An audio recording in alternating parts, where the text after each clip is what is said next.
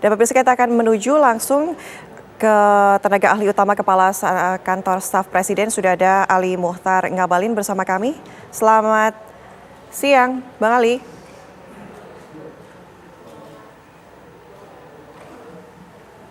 Selamat siang, Bang Ali.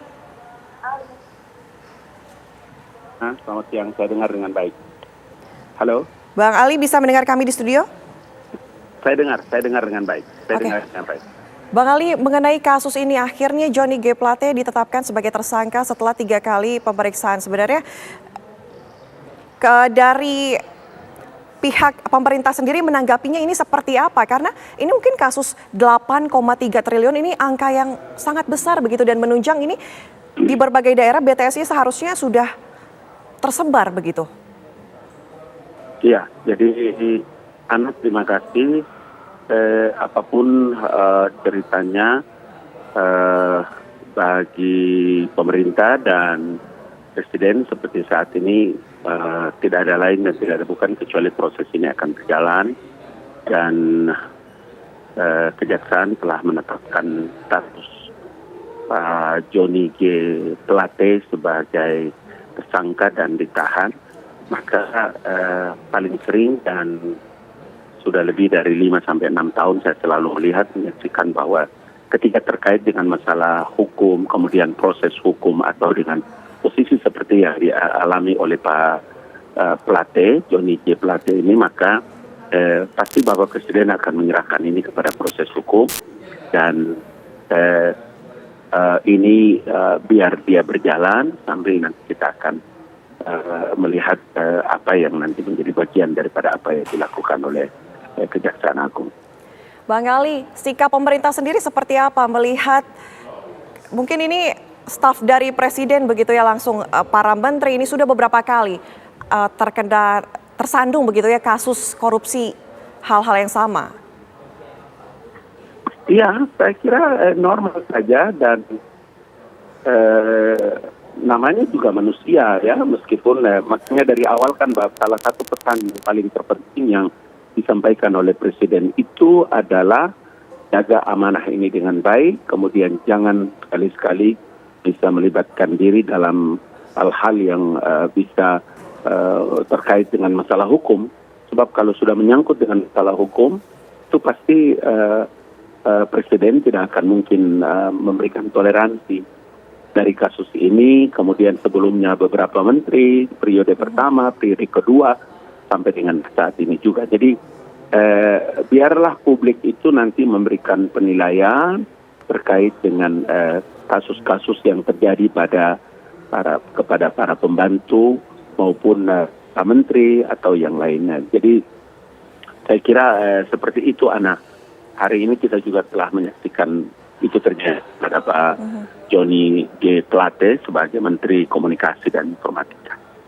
Bang Ali, kalau kita mungkin bisa merangkum begitu ya sedikit persepsi publik, apakah kemudian ini ada kaitannya dengan sikap politis antara pemerintah kemudian dengan suatu parpol tertentu kah? Bukan. Kalau wajar kalau nanti publik juga penilaian seperti ini. Tetapi saya harus bilang bahwa proses ini kan bukan berjalan baru sehari 2 hari atau sebulan 2 bulan. Ya kan, proses ini kan berjalan dari sudah lama kasusnya berjalan, tapi kan kejaksaan juga dalam hal ini untuk mengambil keputusan juga kan tidak mungkin bisa mengambil satu keputusan tanpa alasan yang kuat, bukti yang kuat dan lain-lain. Itu sebabnya dari awal tadi juga beberapa media saya sampaikan bahwa jangan pernah ada urusan-urusan seperti begini kemudian dikaitkan dengan urusan politik, kemudian karena ini tidak ada cerita itu. Apa yang terjadi pada menteri dari partai pendukung pemerintah seperti PDIP, kemudian partai Golkar kemarin dan beberapa yang lain juga, ya, partai Gerindra, semua itu tidak ada urusan bagi Presiden ketika ini menyangkut dengan masalah hukum. Jadi ketika peristiwa-peristiwa ini terjadi di Kejaksaan maupun KPK, jangan pernah sekali-kali ada orang yang mengkait-kaitkan ini dengan masalah politik. Itu sebabnya berkali-kali Bapak Presiden memberikan peringatan, memberikan agar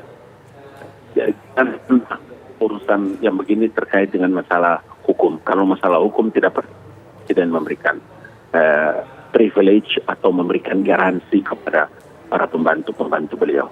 Bagaimana Bang Ali dengan posisi baru Menteri setelah Johnny G. Plate ini akhirnya ditetapkan sebagai tersangka, kemudian ditahan selama 20 hari ke depan di Rutan Salemba, Kejagung ini bagaimana? Sudah ada pembicaraan seperti itu kah untuk pengganti? Jadi tadi saya mungkin Bapak Presiden atau saya ya sore siapkan pembicara, pelaksana tugas dan lain-lain sebagainya karena mekanisme ini kan mesti berjalan terus, demokrasi tidak boleh kosong. Baik. Bang Ali Muhtar Ngabalin, terima kasih, tenaga ahli utama Kepala Kantor Staf Presiden. Selamat siang, Bang Ali.